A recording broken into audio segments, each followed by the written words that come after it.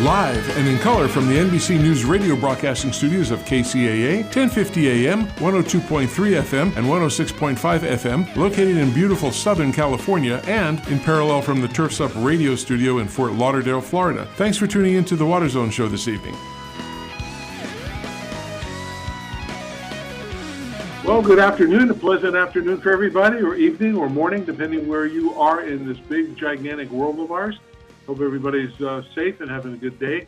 Mr. Davies up in Southern California, which I am actually there as well today.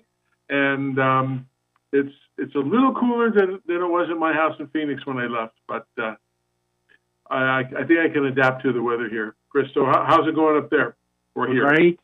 We're great, Rob. Actually, I got to admit, buddy, I don't know where exactly you are. You usually stay in Orange County, but are you somewhere else then today? Yeah, I'm by Riverside, Corona. Oh, up by Toro headquarters. Got it.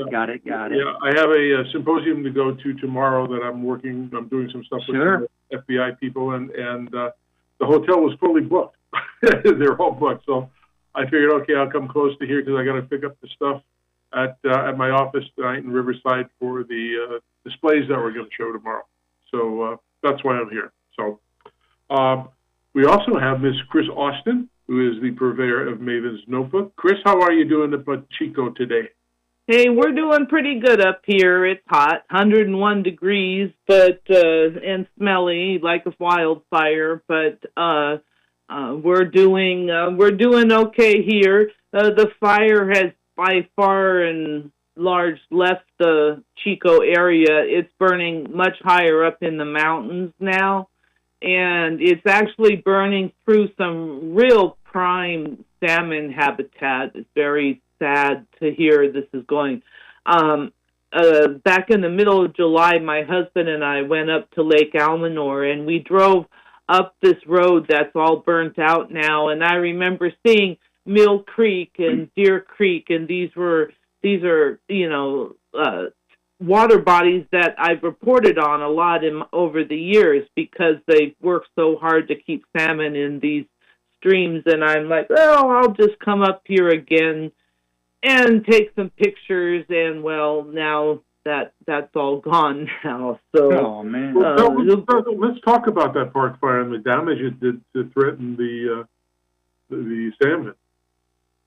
Yeah, well, it's, burned watersheds, are just a mess for wildlife. They're a mess for the water that we drink. There's like a lot of contaminants that go in, a lot of sediment, erosion. It's really devastating to the environment when these trees are, when it burns.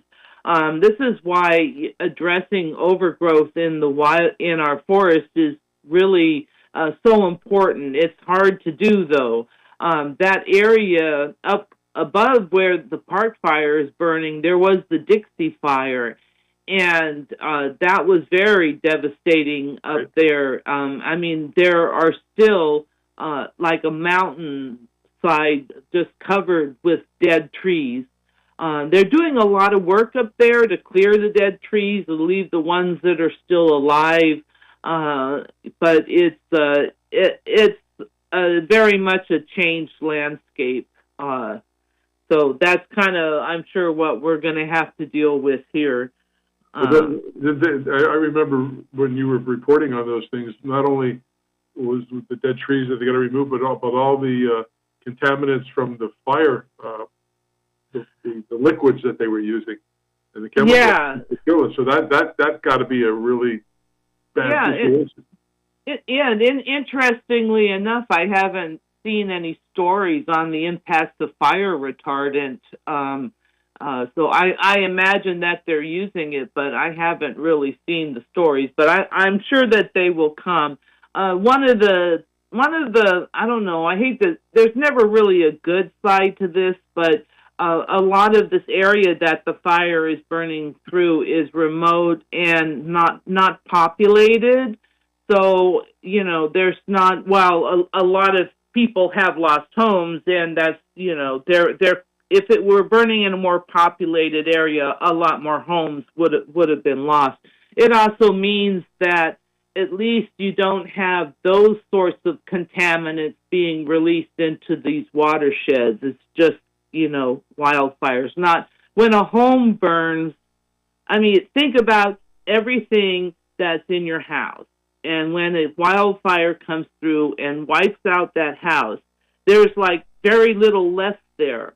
Well, all that other stuff that was there went somewhere. Yeah. Everything in the world goes somewhere. Some of it turned to gas, some of it turned to liquid. It did various things. It's still out there. So, and this is what's really proving to be a problem with these wildfires, is the contamination. And it can sink into the groundwater. It can damage the water system. The water system pipes themselves, when exposed to high heat, can leach toxins and generally have to be completely replaced. So, there's a lot of impact to these wildfires. Yeah, we don't often think, Chris, about the impact on wildlife, right? I mean, I remember a few weeks ago when there was a fire down here in Southern California in San Gabriel Valley.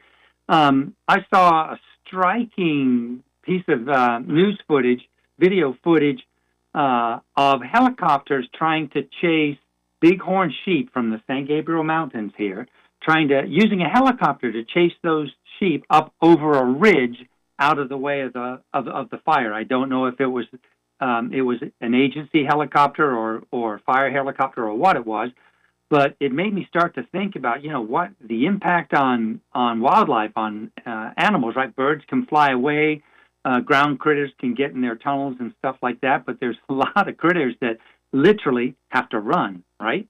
Yeah. It's, these are, it's really a sad thing, what it does. And the fact that the fires are so overgrown just really magnifies all the impact. If you go up a little farther north of the Dixie Fire, in that area in the Lassen National Forest, they've actually been doing a lot of work on clearing out the undergrowth, and you really can tell when you're driving past areas that have been treated and areas that have not been treated. And I'm going to tell you, it still looks very much like a forest, but you can see the ground underneath the trees going far back. It's not, when a forest gets treated, you're not going to say, "Oh my word, that's terrible." It actually looks good. And actually, humans tend to like organization, even in the landscape. So it's not the messy landscape. It's a more organized landscape, but it's one that can tolerate fires. These trees are used to a fire regime, but they're kind of used to these low-grade fires that come through and clean out the underbrush and sort of lap at their ankles. They can survive those. It's these, when the forest is so very overgrown, that's what sends the fire up into the trees, and it just goes way up to the top and burns the whole tree, and it's very devastating. And Chris, we have to consider the after effects as well, because, you're talking about right now, the effects of the actual fire on the salmon streams and places that are very, very susceptible to the ravages of fire. But later on, at the end of the summer, when it starts to rain, then that's a whole brand new bunch of issues, because you get runoff of that stuff, especially if they use fire retardant, which, as you know, Chris, has been known to contain PFAS chemicals. Oh, yes. Yeah, you get runoff. You get erosion, so there's a lot more sediment and dirt that's entering the streams, and that's also, changing the hillside. And depending on how much rain you could get landslides. These fires are very devastating, and they're devastating for years to come.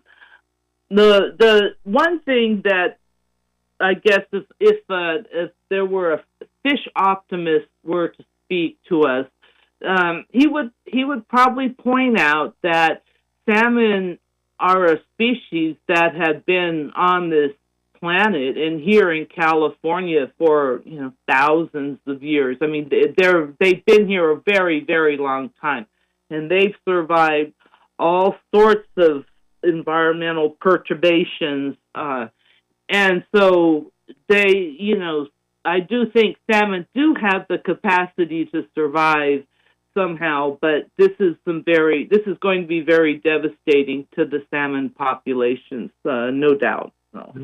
When I lived in Southern California and Anaheim Hills, for example, the fire department would always send things to people who have slopes, big slopes, and say, hey, we need you to clear this back X amount of feet. And what was really interesting, there was a company that started, and from what I understand, they're still going strong. They're goat herders, and they bring all these goats to the hills and let them feed all day long, and they get down and clean up the whole stuff. It's pretty amazing. They get rid of all that underbrush. Oh, goats are being employed all over the state, and have been for years. You drive sometimes down the 5 and you'll see them. So whatever works. The goats work great in the more brushier areas. They can't really send out the goats in a forest. No. But they do definitely have, that's one of our great nature-based solutions, right? Absolutely. Use goats. Absolutely. Chris, I got to hand it to you for using the word perturbations. I haven't heard that for probably decades, right? But, I know. I'm always waiting to, always want to be able to work in bifurcation, and that's a little bit harder. That's one of my favorite words, bifurcation. Sounds like you're saying something nasty, but you're not. I know. That's the best kind. That's because you're an unbelievable writer in your blog every day. Oh, Chris, I had to dust off my Funk and Wagnall's dictionary to re-look up perturbations, man. But hey, listen, Chris, let me ask you a question, right? Because I'm gonna ask you a question about what was posted on Maven's notebook. I think it was yesterday, actually, not today. You remember we've talked in the past about, all these cars on the road, all these tires turning, all of the wear of those tires and the rubber from those tires. And, it's physical stuff. It goes somewhere. And there was finally, after all these months, there was a report, a story you printed yesterday on that. Thanks so much for that. Yeah, I actually wrote that. I know you did. It's fantastic, Chris. Tell us about it. Thank you for pointing that out. Yeah. Oh, this is something I've been really interested in. So the EPA had a webinar on tire pollution where they outlined, all the problems with tires and the work that they're doing to address tire and tire chemicals. And it's the particles themselves, it's the chemicals that are in the tires. There's just so many dimensions to this problem, and what happens to tires after they're used. It's a humongous problem. Now they do recycle tires. They ground it up into crumb and use it in asphalt. They've also burned it in incinerators for cement production and other industrial kilns, but there's still an awful lot of tires that are sitting around and going to waste. And, they have found, although they didn't discuss it in the EPA webinar, they have traced tire chemicals to being in lettuce crops. So it's definitely, those chemicals are definitely getting in our food. And they're just, all over the place. It's really, we haven't really ever paid attention to these things until now. And tire pollution is another form of microplastic pollution. So, sure. Well, wind and rain help push all of that into the ground and move it all around. So that's kind of a sad thing. Yeah, there's also air emissions. That's the interesting thing I did not know, is that when some of these tire particles wear out, they're actually a gas that they let off into the atmosphere. Yeah, it's pretty nasty. Oh yeah, next salad I have, I'm gonna be looking for that stuff, Chris. Smack my lips and go, yeah, that's definitely an all-weather tire right there. Yeah. Hey, I understand I'm not going to be able to get Arrowhead bottled water soon, because I hear it's not not Arrowhead bottled water from the San Bernardino Mountains. Yeah. What's happening with that? I know they've been long for years. Oh, yeah, this has been going on for years, but finally I think they have managed to stop Arrowhead from bottling water from the San Bernardino Mountains. This is one of those things that about 15 years ago, some people were out hiking around in the San Bernardino Mountains, and they come across this pipeline. Hey, what's this pipeline all about? Well, they come to find out, that's going to this bottled water plant, and it turns out that they didn't really have the right to pump all that water, but they continued to just in the mountains. It's not a groundwater aquifer; it's more fractured rock. So they're using boreholes and sort of sending water, out in through this fractured rock aquifer out into these pipelines and taking it out to the, to get it bottled. And they did not have a permit to do nearly the amount that they did. So it was a very long and drawn-out process at the State Water Board because it really had to go back to water rights. And this meant going way back to the 1900s and tracing the whole history of this system. But they finally got the State Water Board to order that they had to stop, but then they didn't really stop, and so the Forest Service finally said, you have to stop. They're challenging the denial, but it's really hard to, I don't know how they can be challenging it if they didn't have a permit, No. I had heard a couple of years ago, somebody at a symposium got up and we're talking about that, and said, why doesn't the water agencies go into the business of bottling water? I know they can't. But they're not allowed to. But that was one way they could get money when they got to reduce the amount of water that they give to the customers because of the drought and the new, especially in California, make conservation a way of life here. So they're going to reducing the water. They won't be able to sell as much. So what happens then? Oh, I don't know. I'm going to let that one go by. Okay, I'll let you go with that one. But I did read one of your interesting things today about the lead cable. It's still in the bottom of Lake Tahoe. Oh, yeah, I can't believe it's still here. They've been, every few years this comes up, but they're still there, and they're trying to get them out. They're AT&T, and I guess the deal is that AT&T had consented to remove them, but then there was some agreement that collapsed, and so they stopped. And so now they're working to, a group is saying, well, if you won't remove them, we'll try and remove them ourselves. And they're trying to, get that project going. But it's amazing, lead cables in the bottom of Lake Tahoe. Yeah, for years and years and years. Yeah, many, many years. I don't even think we use lead cables anymore. It's all fiber optic now. Yeah, and there's no reason that AT&T doesn't do it. They have the money. Obviously, they have money to do it. So I guess they just don't want to do it. Well, now they have a legal reason not to because, they're now in court disputing. They were all set to do it, but then they decided they weren't going to. They're defunct, they're not used, they shouldn't be there. I don't understand what the problem is, but, No. So, Mr. Davey, what other subject interested you today? I got to tell you that, Chris, when I got yesterday, when I got the notice right on my computer, the first picture that came up was that fantastic shot somebody took of a drone over the river and talking about the U.S. Geological Service, its new way of measuring river flows using drones. I don't know if you got into that article at all because I knew it was a NASA JPL article, but do you remember that? Oh, yes, I do. And well, yeah, all the engineering details kind of get a little lost on me. But yeah to me.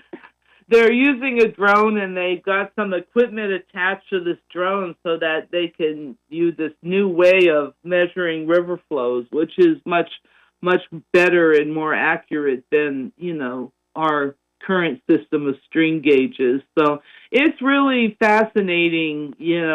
I'm trying to think of it. The other day, there was some really interesting way people were using drones, and now I can't remember it. But yeah, technology, it's amazing.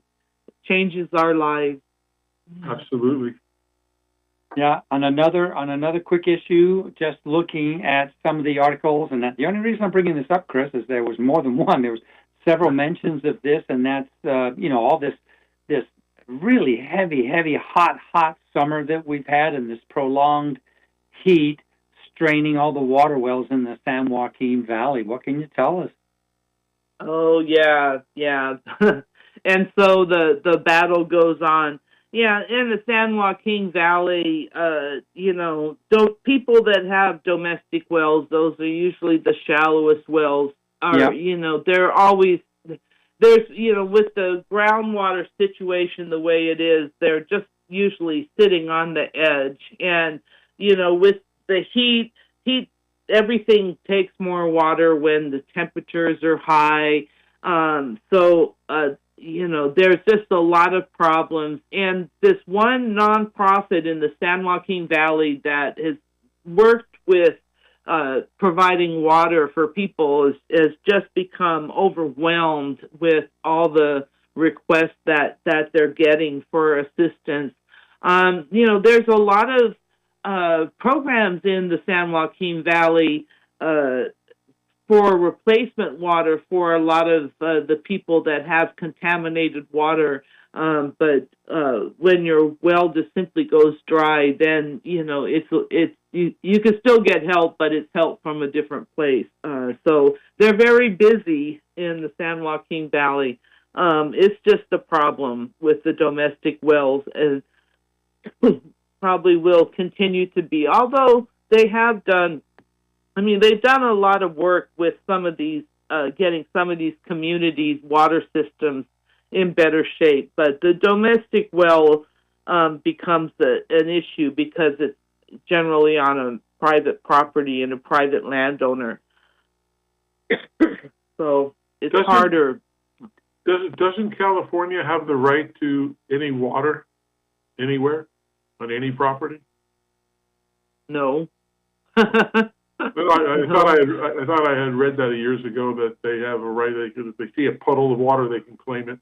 No. No, I don't think so. Things are crazy in California water, but they ain't that crazy. No. We'll wait till next year. Well, there's a ton of stuff this week on Maven's Notebook for sure. So since we got like a couple of minutes left here before the bottom of the hour, let's do a lady's choice, Chris. What struck your fancy this week? Well, I guess I'm kind of like, it's a very wonky-ish sort of thing, but, the Bureau of Reclamation has this draft environmental documents out, and this is for a change that they want to make in water project operations for the Central Valley Project, which is the water system that provides most of the water to the San Joaquin Valley agriculture. It's a pretty big system. So it was kind of interesting because they didn't really tell you too much about this document. And yesterday they put up a slideshow that was sort of related to it, and they just kind of said, here's a slideshow, and they didn't really explain it. So I decided that I had to go back and tell people what this document really was, because it just nobody was going to explain it to you. So I decided that I was going to explain it. And actually, I'm most impressed because there's a lot of political politics in these documents, in their history, yet I managed to give it to you straight without any politics about how these documents came to be, starting in 2016 with the Obama administration. So if you want a really wonky explanation of what this this is. I was actually very pleased that I actually could tell you exactly what these documents are. No, we appreciate how you're unbiased and how you present the news, and we think that's the best way to do it for our listeners. And listeners then can make their minds up after they hear it. So we appreciate that. Well, Chris, thank you again. I appreciate all the subjects we kind of ran through really quick, but it's important to give an update so everybody knows what's happening. And for those who are listening, do what we do. We signed up to be a subscriber of Maven's Notebook. We're also sponsors of that. And I don't know how she does it. She must get 38 minutes of sleep a night with all the data that she puts out every single day. It's amazing. You look great for 30 minutes of sleep a day. I don't know. It's just amazing. Oh, shucks. Thank you.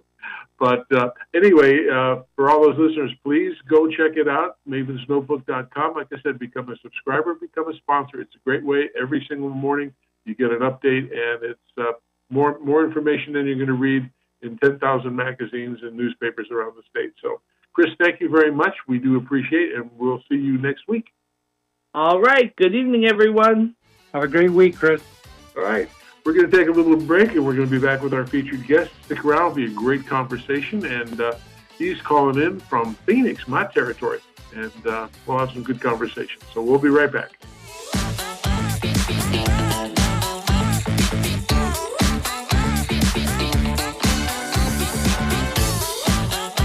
Drainage is a valuable addition to most any landscaping project, and the most common stormwater problems are easy to identify when you know what to look for. Before we begin, a few quick notes. In each of the cases you're about to see, the installation of a drainage solution will likely take only a few hours, but can vary depending on the products used, the length of the pipe runs, depth, soil type, and other factors. Also, call before you dig. Do not break ground until all buried utilities have been clearly marked. First up, downspout runoff. This is the cause of many of the most notorious drainage problems, and the symptoms are plain to see, ranging from washed-out landscape beds to serious foundation problems like wet crawl spaces and even flooded basements. Compared to the price of repairing these issues if left untreated long-term, the drainage products to solve them now are very cost-effective. For areas where no trees overhang the roof or there are leaf guards, downspout adapters are ideal for connecting gutters to drainage pipe. Where trees overhang, use catch basins or low-profile adapters with grates and basin filters to help block debris and collect discharge. These should all move water away from the foundation to a safe area downstream. Pro tip, the average home has at least 2 downspouts, 4 if the garage is attached. Next, let's look at problems from water collecting in low areas. This can cause soil saturation, and in more severe cases, ponding. In times of prolonged rainfall, these areas become muddy and unusable, and a breeding ground for mosquitoes. Product solutions for water and lawn problems include grates to block large debris from entering the drainage piping, and catch basins with sumps allowing smaller debris to settle for removal during maintenance. Both solutions should be connected to a drainage pipe to move water away from the problem area to a safe discharge location. For situations when water can't be discharged to another location, the NDS Flowwell Engineered Dry Well allows for detention and infiltration of collected runoff. Rather than a barrier, view problems like this as an upsell opportunity. Here's another hint. Call your customers shortly after rainfall when these problems will already be top of mind and a priority to fix. Another common drainage problem is flooded or oversaturated landscape beds in natural areas. Just like lawns, beds that remain flooded for extended periods of time can encourage mosquito breeding. Ornamental plants often become stressed, are more susceptible to disease, and can even perish. Additionally, flooded landscape beds adjacent to a structure can contribute to foundation problems. Using domed atrium grates as a pipe inlet, or with a catch basin or low-profile adapter, will help solve this problem. Atrium grates are most suited for landscape beds in natural areas as they drain runoff flows containing mulch and other debris better than flat grates. NDS filters in a catch basin provide additional protection for the drainage system by preventing smaller debris from entering the downstream piping. The grates, basins, or low-profile adapters connect to a drainage pipe to move water away to a safe area. Pop-up emitters are a good choice at the point of discharge. Keep an eye out for symptoms of these common drainage problems on your next site visit. Once you've identified the problem and the possible solution, it's time to connect with Site One and NDS. With their resources and support, you can add drainage to your services and get the job done right.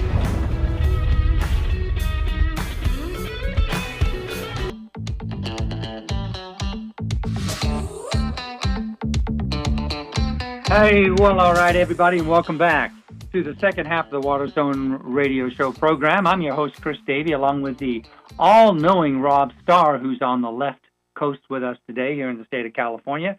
And I hope you're enjoying your time here, Rob. So, listeners, we are so very appreciative that you're with us here and you've stuck with us through the commercial break. We have a great guest on the second half here. His name is Ralph Holt, and Ralph is the chief cook and bottle washer, let me say it that way, of Eco Verde Irrigation. They're a certified and licensed landscape irrigation and water management company, and as Rob said before the break, headquartered there in the state of Arizona, right in Phoenix. So Eco Verde, they work with residential property managers, large companies, small companies, commercial properties, HOAs, all that kind of stuff. They're experts at identifying irrigation issues and upgrading the systems and troubleshooting, essentially. I'm going to let Ralph tell us a little bit more about that. But Ralph Holt, welcome to the Water Zone. Well, thank you for having me. Good to be here. Hey, yeah, absolutely. You're welcome anytime. Listen, we have kind of a standard guest question that we ask, right? Because there's usually a good story behind it, and that's basically, many, many years ago when the sun rose in the east and set in the west, what got you into this business in the first place? How did you get to the irrigation industry, Ralph? Well, interesting question. I guess, as a kid growing up, you do odd jobs for neighbors and what have you, and I always kind of enjoyed sprinklers and things like that. And, as I got my teenage years, had more people asking me, and kind of had a little side hustle going on up until I got married. And after I got married, my wife said, well, you either need to do this or not do this. And I thought, and she said, what do you have to lose? And I said, okay, that's a good point. Let's give it a try. And, the rest is history, I guess. So. A lot of stuff happens serendipitously, right? I mean, the sugar plums dancing in my head when I was younger is I'd be walking up and down trout streams in Northern California, monitoring the population of golden trout, right? So but here I am. Exactly. Here I am. Well, Ralph, we know you've got a great company with a great reputation there out in Phoenix, actually in Arizona there. So, why don't you give us a little background about Eco Verde Irrigation? Tell us about who it is, the people that are there, and we'll just get a little deeper into that for our listeners. Okay. Well, I'm a certified landscape irrigation auditor and a certified landscape water manager through the Irrigation Association. There's only 7 certified landscape water managers in the state of Arizona, the last I checked.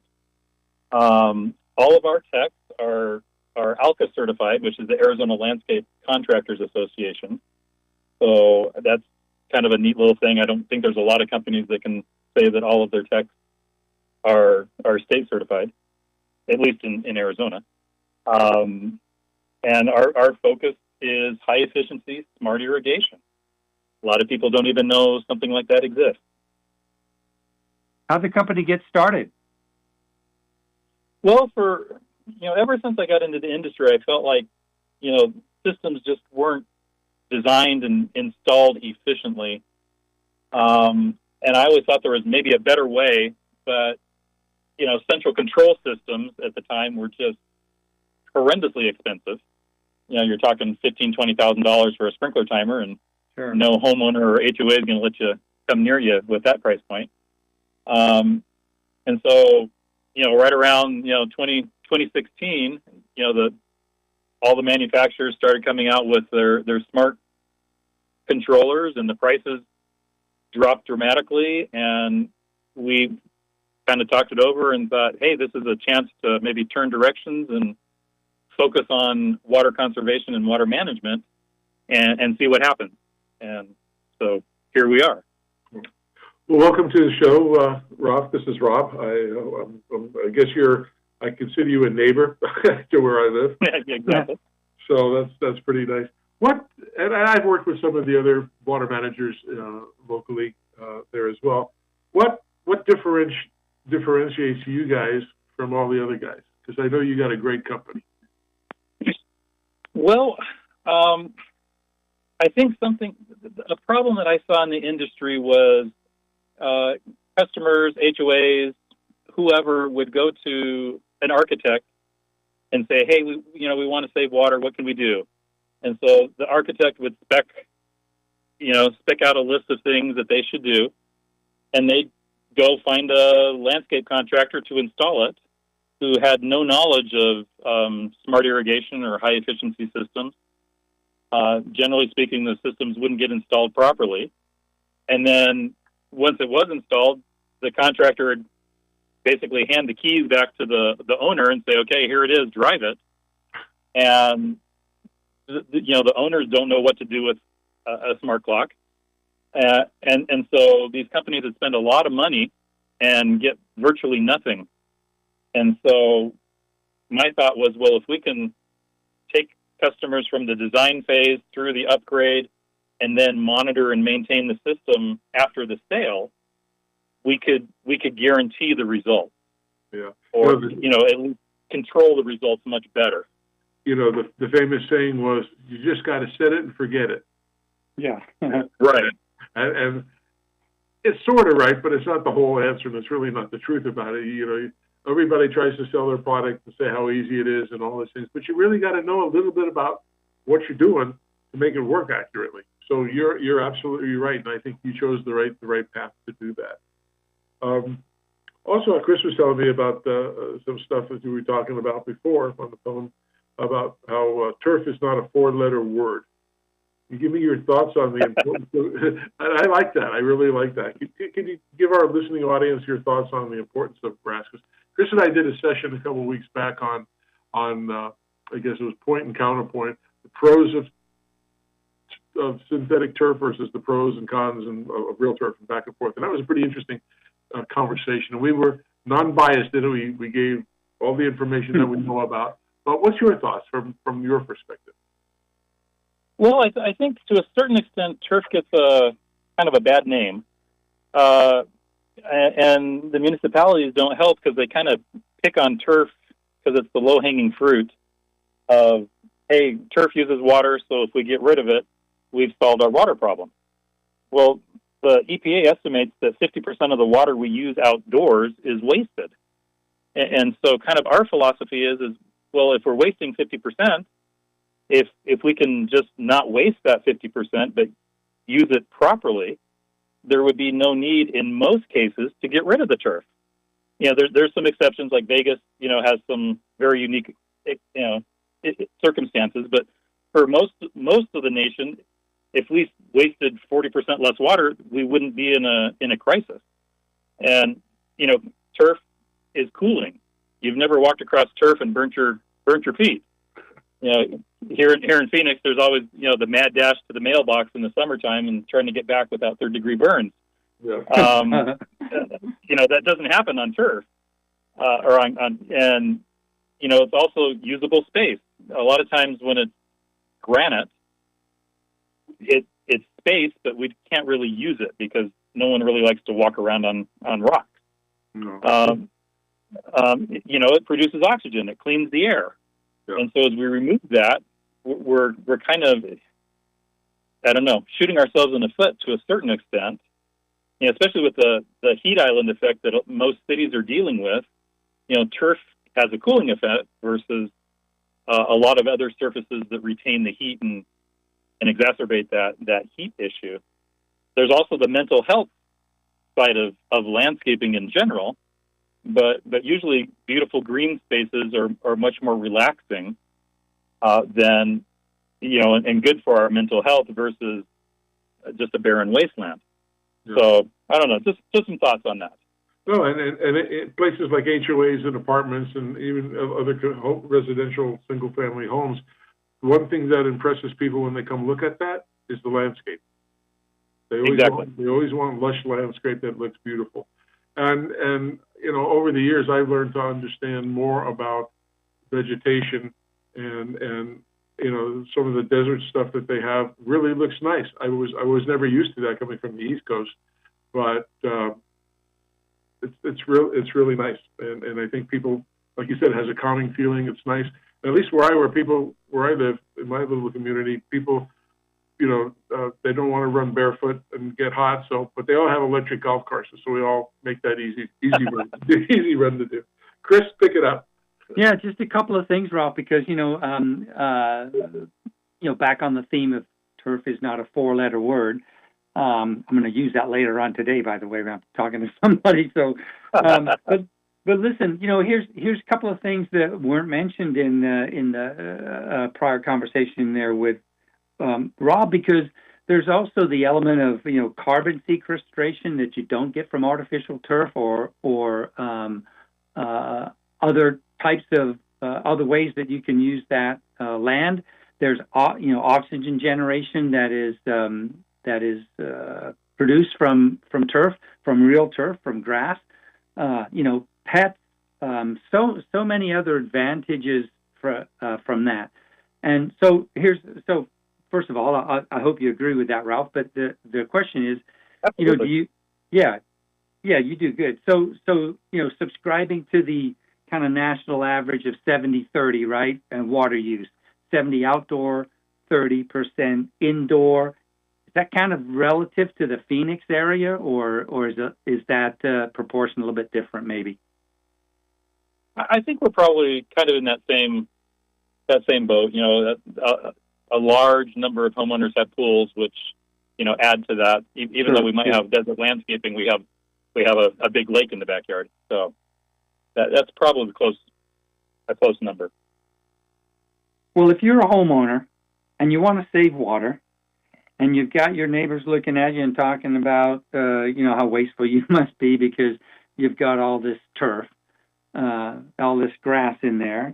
Let's talk a little bit about ways that we can still save water without completely ripping out or tearing out your existing landscape and becoming the bane of the neighborhood, so to speak. What are some of the things people can do to still stay on the save water banner, but not completely decimate their existing landscaping?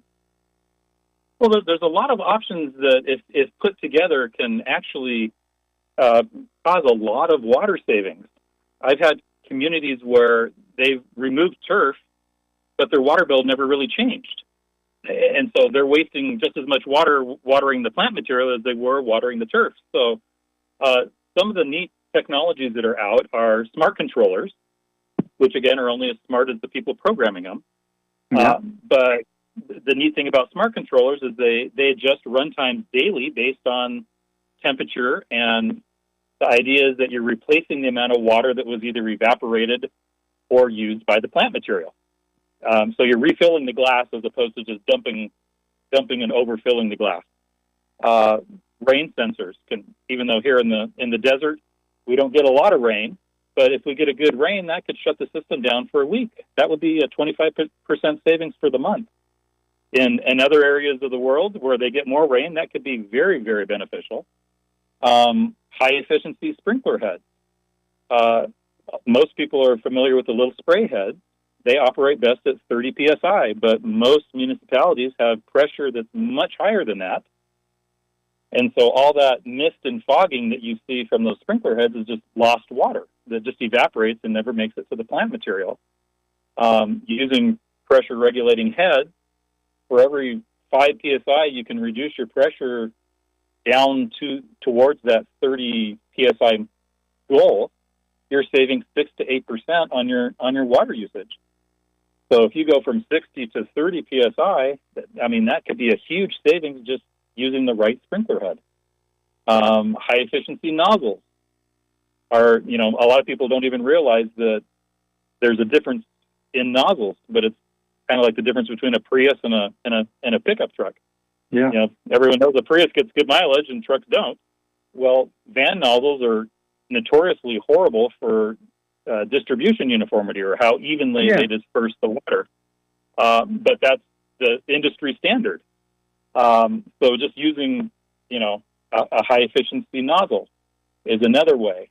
Using check valves in the sprinkler head so that the water's trapped inside the system instead of running out the lowest sprinkler head, especially if you have landscape areas with a little bit of slope.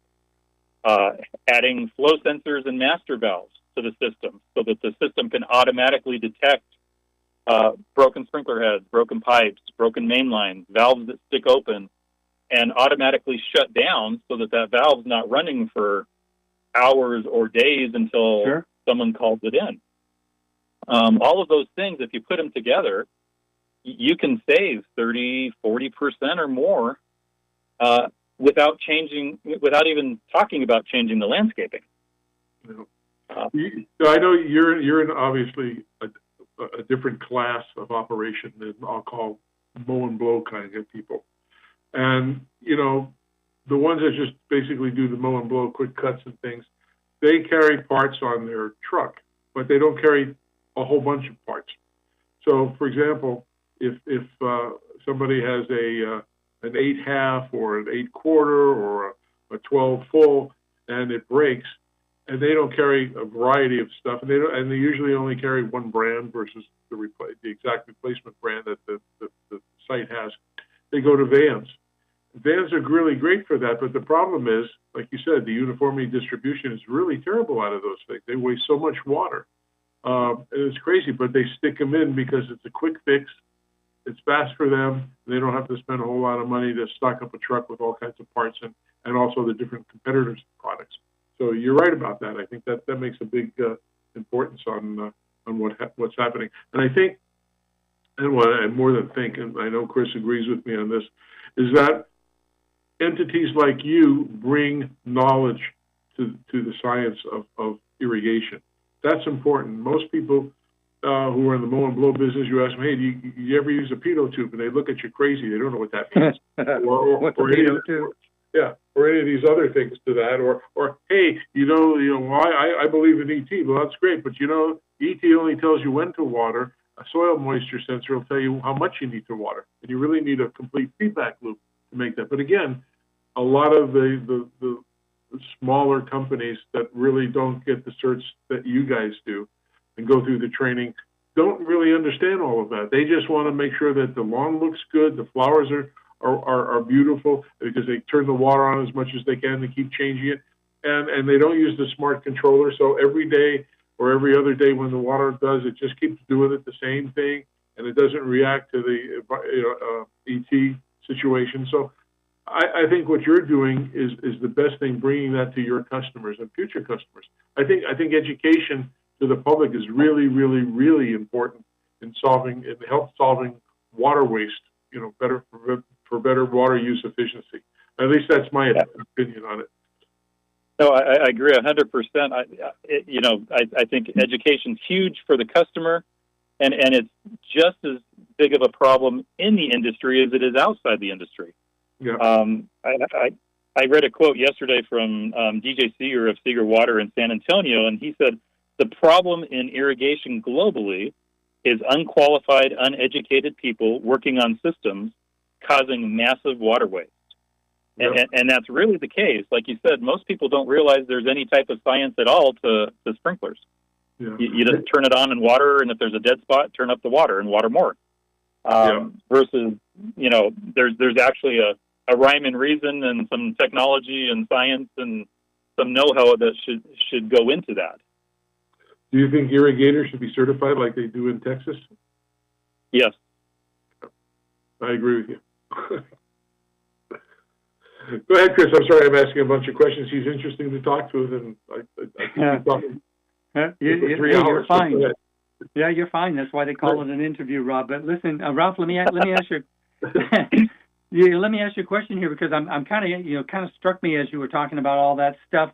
A lot of the help that contractors get in any market comes a lot of the times through the water agency there. So where you work, do you work at all alongside or with the water agencies on outreach and, or how do you feel the water agencies do? Do they do a good job where you're at in terms of educating their customers? Well, I think yes and no. If you get them one-on-one, they do a great job. But generally speaking, I think the municipalities, at least in our market, have not done a great job in explaining this. Okay, turf removal is one way to save water.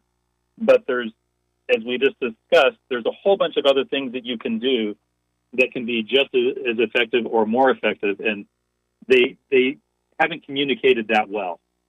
And I think that's where the four-letter, turf becoming a four-letter word comes from. Is we have all these rebates to tear out the turf, but maybe it's harder to do a rebate to incentivize people to water correctly.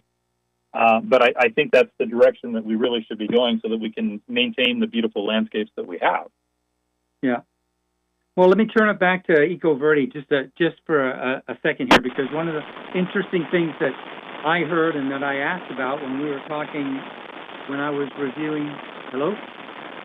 I hear you now. Go ahead. Yeah, we're good. Okay. One of the things I was looking at on the website, on your website, and you can talk about that. We'll give you a chance to talk about that in just a second. Was this property asset mapping? So, can you explain for our listeners what that is exactly, Ralph? Sure. So we use GPS technology to locate and pin all the assets of an irrigation system. I guess we could do it for anything, but our focus is irrigation systems. So we can pin the location of a valve within 12 inches of accuracy. We can, take a picture of the valve so that we know what kind of valve it is. So we can do an inventory of the entire irrigation system, which I think is super important if you're going to have smart controllers. Yeah. Because there's no way to program a smart controller effectively if you don't know what it's watering. And so we can go through and locate all the sprinkler heads. We can also put in the type of nozzle that they're using. If they're rotors, what's the number of the rotor, which also gives us an opportunity to go back and look at the map, and we can see whether the system is nozzled properly or if there's errors that need to be corrected. Right. So I think it's a valuable tool. And you leave the customer with this map then, Ralph, right? So that they know. Yep. Yes, so exactly. provide it to them. Okay. One last question here. We got a couple of minutes left on the show, but I want to kind of get your aspect right. We've been asking guests for many, many years what the real savings is from employing some of these, conservation and sustainability things. And we found that once you get customers who understand the importance and the risk and what's needed to comply and all that stuff and the monitoring and all that stuff, we've heard stuff from 50%, 30%, 20%. What's been your experience on the savings? Same thing. It kind of depends on how well the system is taken care of, but we have seen 30 to 60% water savings. 40 to 50% is not uncommon. And so generally speaking, that translates into a 1 to 2 year ROI, return on investment, versus like here in the Valley, if you do a turf conversion, you're probably talking 30 to 40 years before you get your money back. Yeah, sure. Got it. All right. One last here, as what Rob and I call the shameless plug. How can people get a hold of it? If they want to learn more about EcoVerde, where do they go, Ralph? Well, they can go to our website, ecoverdeirrigation.com, or they're welcome to call me, 602-358-0090, and my extension 700. If you don't remember that, you just keep pushing buttons until you get somebody. Perfect. Hey, Ralph, thank you very much. I would really like to have you come back and talk about some other things, and you were really good. We appreciate it. All right. I enjoyed it. Thank you very much. Thanks for coming on, Ralph. Thank you. All right, to our listeners, I hope you enjoyed that. And one thing we want to tell you that we do every single show is please keep our planet blue. Because if you like green, you got to have blue. NBC News on KCAA Loma Linda, sponsored by Teamsters Local 1932, protecting the future of working families. Teamsters1932.org.